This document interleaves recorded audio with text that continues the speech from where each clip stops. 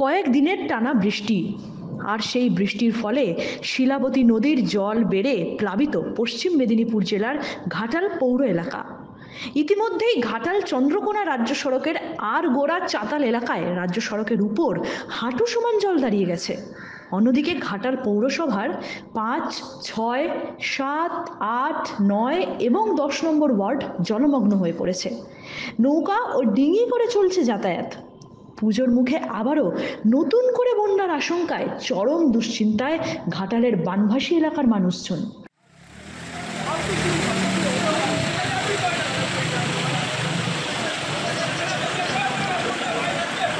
ভয়ঙ্কর পরিস্থিতি।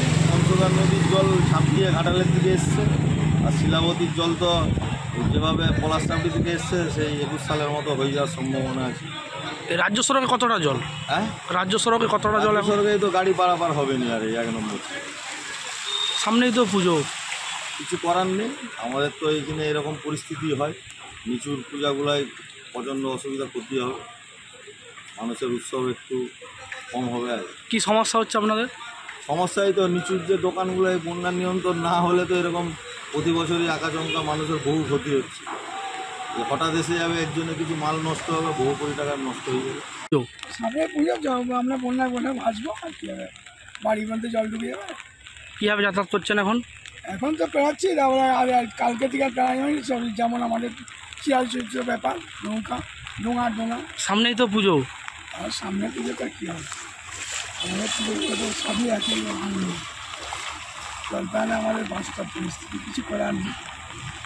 মানে প্রতি বছরই কয়েকবার করে? প্রতি বছর।